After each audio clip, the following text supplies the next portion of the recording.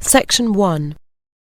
You will hear a conversation between a student and a railway clerk. First, you have some time to look at questions 1 to 5.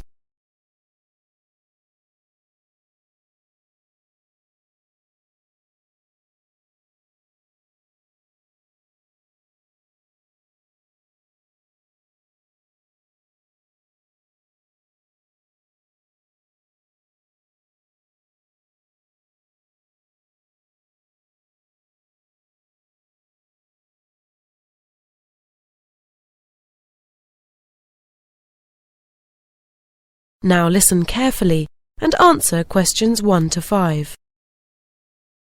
Central Station, Norwich, Sue Brown speaking. Can I help you? Is that the railway station? Yes. Is there a card that you can buy railway tickets and allows you to get discounts on it? You mean a Railcard? Yes, there are various types. There's the Young Person's Railcard and the Senior Citizen's Railcard, for example. Well, I'd like a young person's Railcard, but I'm over 21. Is that okay? Do I still qualify? Yes, you're eligible from 18 to 25. Great. And how much does it cost? £18. Okay. And can I get it over the phone? Well, I can take your details and process it now over the phone, but you'll need to come in to collect the card. Yeah, that's fine. Okay, so I just need to take down some details. First of all, can I have your name? Stephen Crockers. Okay, so first name Stephen. Is that Stephen with a V? No, with PH. Right. And can you give me your surname again? That's Crockers. Crocker with a C? No, I'll have to spell it out for you. Krockers. Right, thank you. Now, you said you were over 21. Can I ask for your exact date of birth, please? Yes, sure, it's the 3rd of February. Yes? And the year's 1979. 1979. OK, lovely. So the next thing I need to know is your permanent address. Right. I'd better give you my parents' address then. I'm probably moving soon. Yes, that'll be fine. It's 158 Kingwood Close. Is Kingwood one word or two? One. Right. Norwich. And can you tell me the postcode, please? It's NR4 6JF. NR4 6JS? No, F for Freddy. Right. And the next thing I need is your telephone number. Do you mean my parents' number? Yes, the number at your permanent address. OK. It's Norwich 456 321. And are you living at that address now? No, in term time I'm in lodgings. But like I said, I might be moving soon. Never mind. Just give me the address where you're staying now. Right, it's 62 Housewalk Terrace, Wakefield. And the postcode? WF1 4NN. Right, that's fine. Before you hear the rest of the conversation, you have some time to look at questions 6 to 10.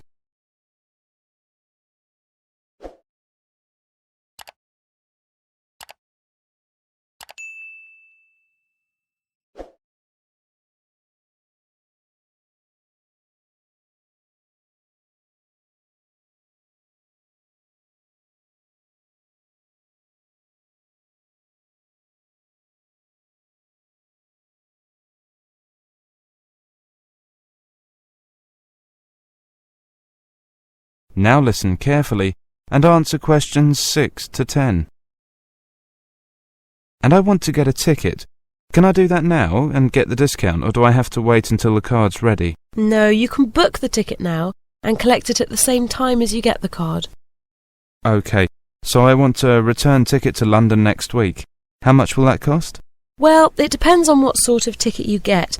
There are 4 different kinds. I'll go through them for you. Right. The cheapest one's the London Day Out. That's good if you're just going away for the day. It includes some bus and tube travel in London, but you have to travel outside peak hours. That costs £18. OK. Now, the next one's called the Super Advance Return.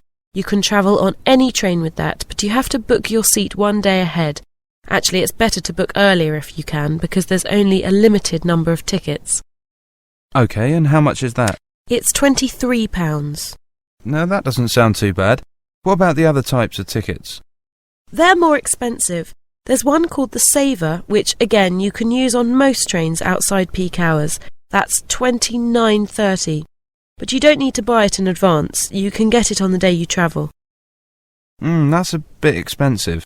And finally, there's the Open ticket. And with that, you can travel on any train on any day of the week, and you don't need to book ahead. But that costs £60. £60? Right, I'll have a super advance.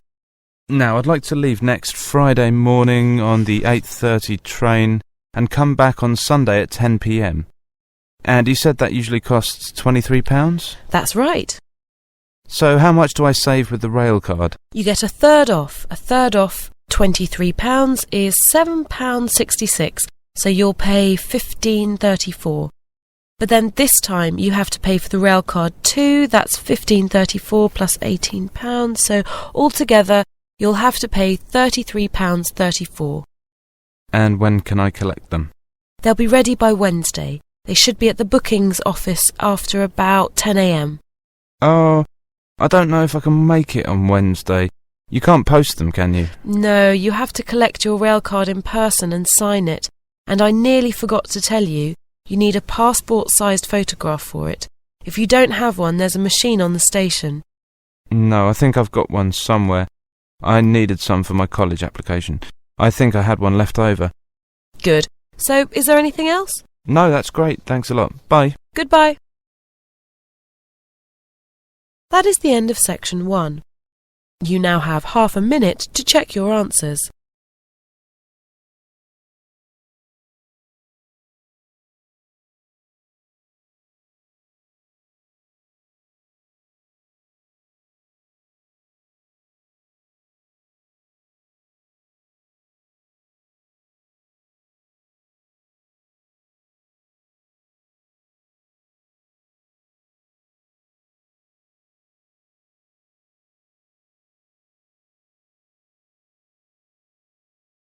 Now turn to section 2. Section 2. You will hear a talk to new students at a university. First, you have some time to look at questions 11 to 13.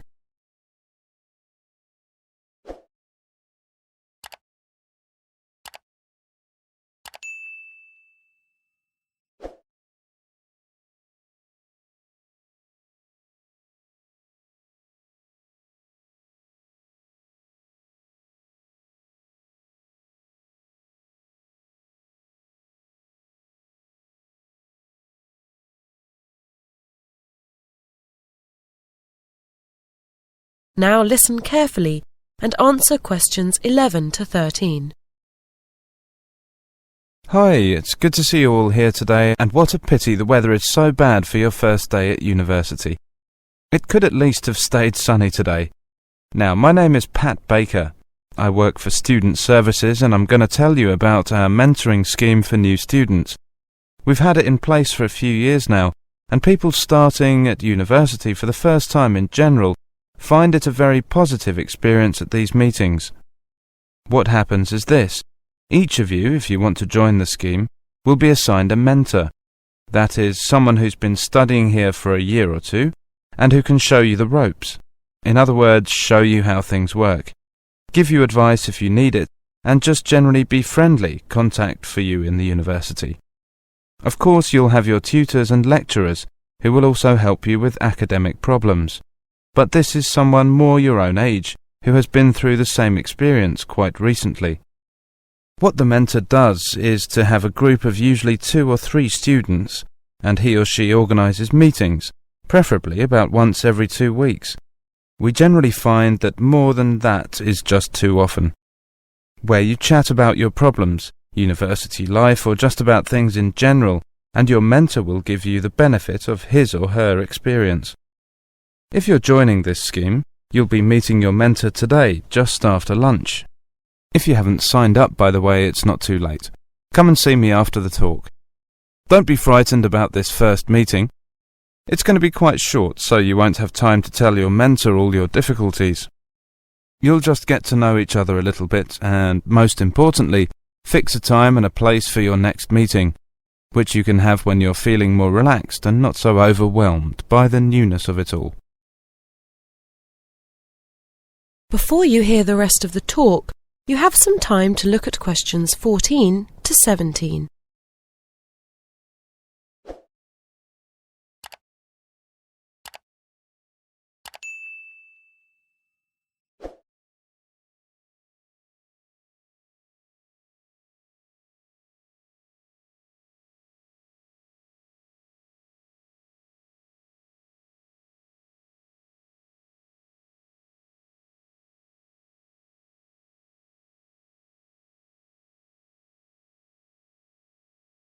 Now listen carefully and answer questions 14 to 17.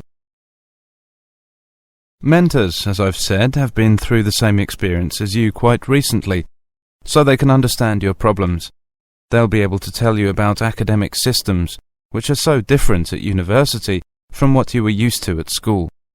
Also, because at university you are much more independent and you have to spend so much time studying on your own, they can suggest techniques for studying which will help you to keep up to date with your work. This university is an enormous place, so another thing which they'll be able to help with is university facilities. You know, anything from sports halls to libraries to medical services, and they can probably help you get involved in all sorts of social activities too. Parties, clubs, sports, whatever. Before you hear the rest of the talk, you have some time to look at questions 18 to 20.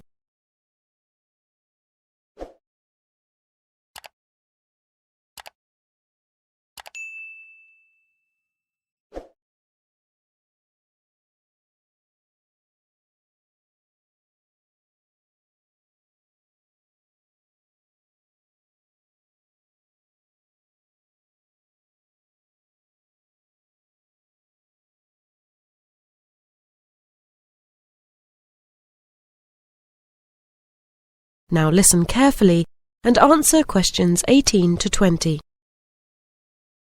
So, as you can see, this is a pretty useful scheme, but it does rely on people keeping in touch. The telephone's pretty useful if you have one, but students are busy people and often out doing things, so email is probably better. Your mentor will be able to show you how to get an email account. They don't cost anything to students, they're free. For people who have never been away from home before, a mentor is a useful contact and support, somewhere between a friend and a parent. And no doubt, as the year progresses, and you start getting nervous around exam time, your mentor will be ready with useful tips on the best way to pass your exams.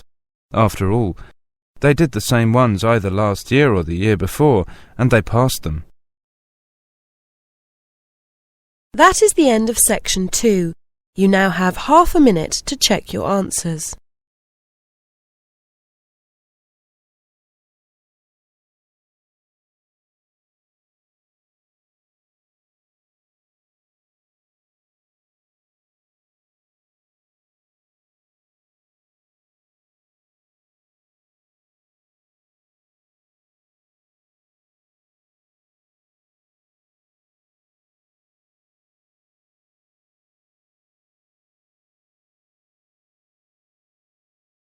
Now turn to section 3.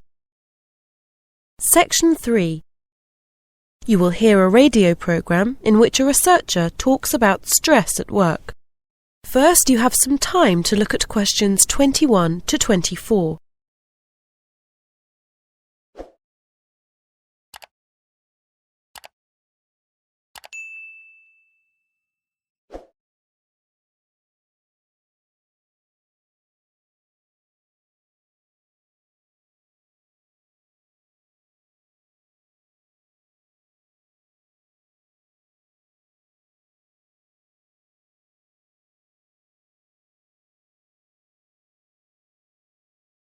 Now listen carefully and answer questions 21 to 24.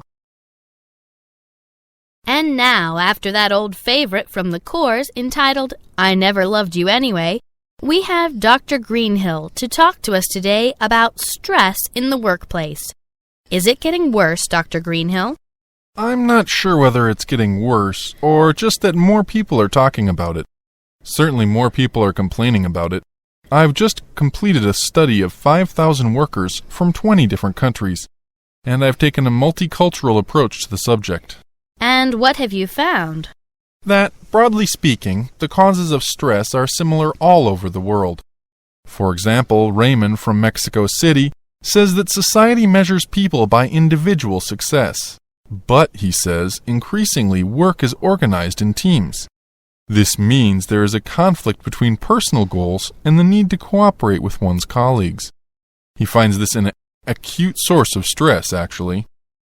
Then there's Kikuko from Osaka, Japan, who says she's under a lot of stress because the company she's worked for 30 years is in difficulties. She says it's because her bosses made a number of bad decisions. But really what worries her most is that she might lose her job. You know, she's in her 50s, and at that age, it's not easy to find another one.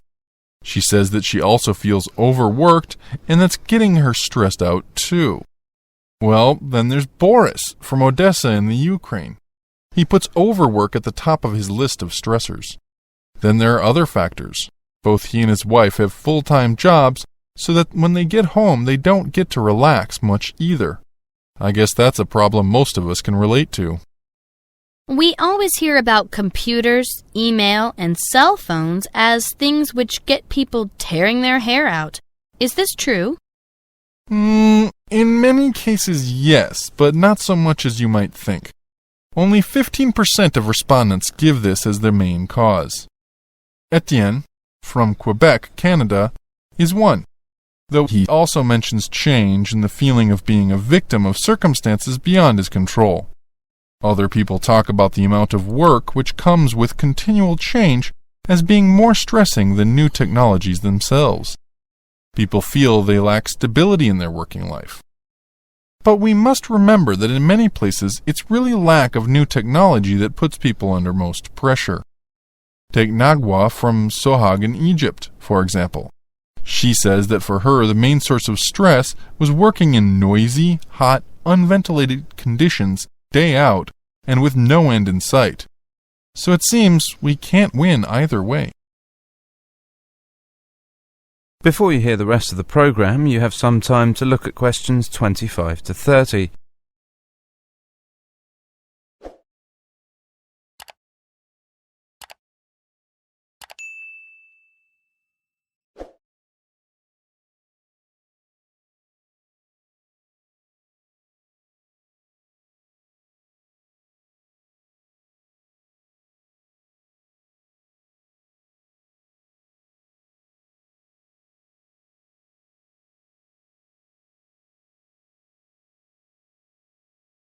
Now listen carefully and answer questions 25 to 30. So, what can we as individuals do to make things easier for ourselves?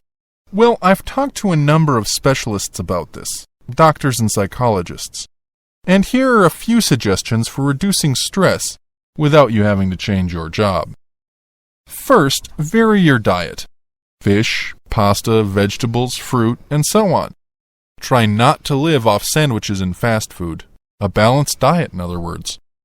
Also, we tend to drink too much coffee.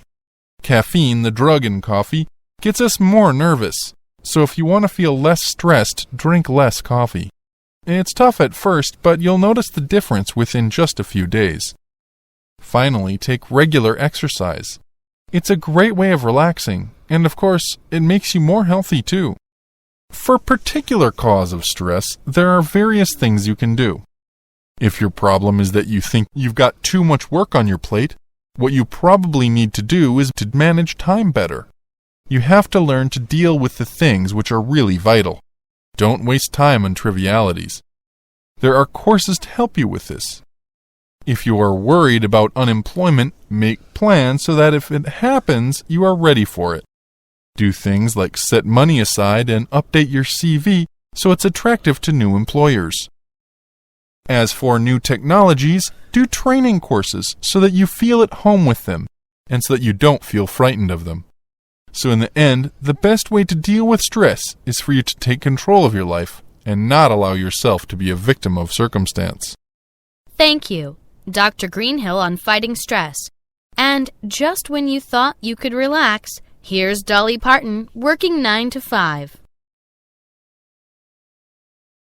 That is the end of section 3. You now have half a minute to check your answers.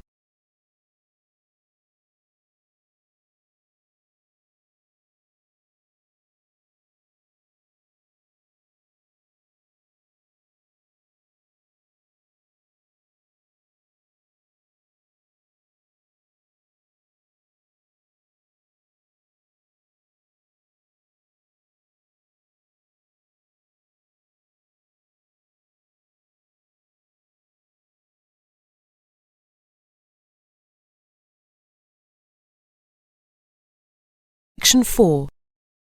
You will hear an extract from a lecture about solar eclipses in history. First, you have some time to look at questions 31 to 36.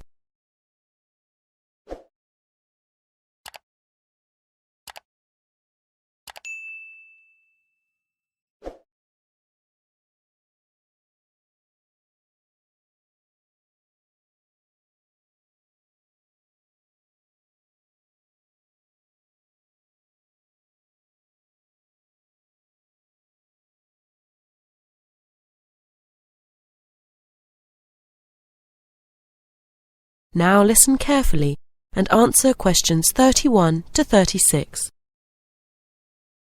Good evening and welcome to this month's Observatory Club lecture. I'm Donald Mackey and I'm here to talk to you about the solar eclipse in history. 1,000 years ago, a total eclipse of the sun was a terrifying religious experience.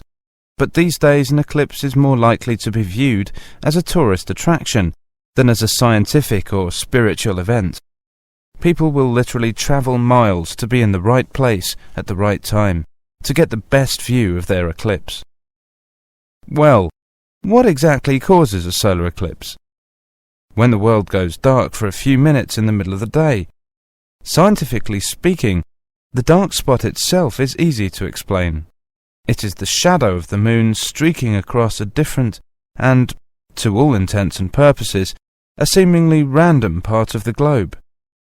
In the past, people often interpreted an eclipse as a danger signal heralding disaster, and in fact, the Chinese were so disturbed by these events that they included among their gods whose job was to prevent eclipses. But whether or not you are superstitious or take a purely scientific view, our earthly eclipses are special in 3 different ways. Firstly, there can be no doubt that they are very beautiful. It's as if a deep blue curtain has fallen over the daytime sky as the sun becomes a black void surrounded by the glow of its outer atmosphere. But beyond this, total eclipses possess a second, more compelling beauty in the eyes of us scientists, for they offer a unique opportunity for research. Only during an eclipse can we study the corona and other dim things that are normally lost in the sun's glare. And thirdly, they are rare. Even though an eclipse of the sun occurs somewhere on Earth, if you sit in your garden and wait, it will take 375 years on average for one to come to you. If the moon were any larger, eclipses would become a monthly bore. If it were smaller, they simply would not be possible. The ancient Babylonian priests, who spent a fair bit of time staring at the sky, had already noted that there was an 18-year pattern in their recurrence, but they didn't have the mathematics to predict an eclipse accurately. It was Edmund Halley, the English astronomer, who knew his maths well enough to predict the return of the comet, which incidentally bears his name. Before you hear the rest of the lecture, you have some time to look at questions 37 to 40.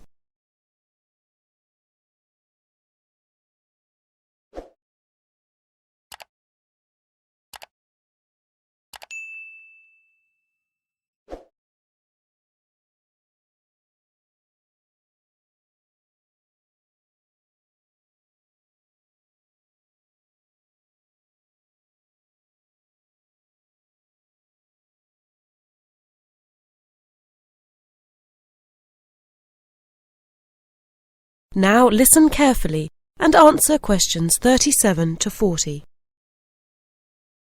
In 1735, Edmund Halley became the first person to make an accurate prediction of an eclipse. This brought eclipses firmly into the scientific domain, and they have allowed a number of important scientific discoveries to be made. For instance, in the eclipse of 1868, two scientists, Janssen and Lockyer, were observing the Sun's atmosphere, and it was these observations that ultimately led to the discovery of a new element. They named the element helium after the Greek god of the Sun. This was a major find, because helium turned out to be the most common element in the universe after hydrogen. Another great triumph involved Mercury. I'll just put that up on the board for you now. See, there's Mercury, the planet closest to the Sun, then Venus, Earth, etc. For centuries, scientists had been unable to understand why Mercury appeared to rotate faster than it should. Some astronomers suggested that there might be an undiscovered planet causing this unusual orbit, and even gave it the name Vulcan. During the eclipse of 1878, an American astronomer, James Watson, thought he had spotted this so-called lost planet. But alas for him, he was later obliged to admit that he had been wrong about Vulcan and withdrew his claim. Then Albert Einstein came on the scene. Einstein suggested that rather than being wrong about the number of planets, astronomers were actually wrong about gravity. Einstein's theory of relativity, for which he is so famous, disagreed with Newton's law of gravity in just the right way to explain Mercury's odd orbit.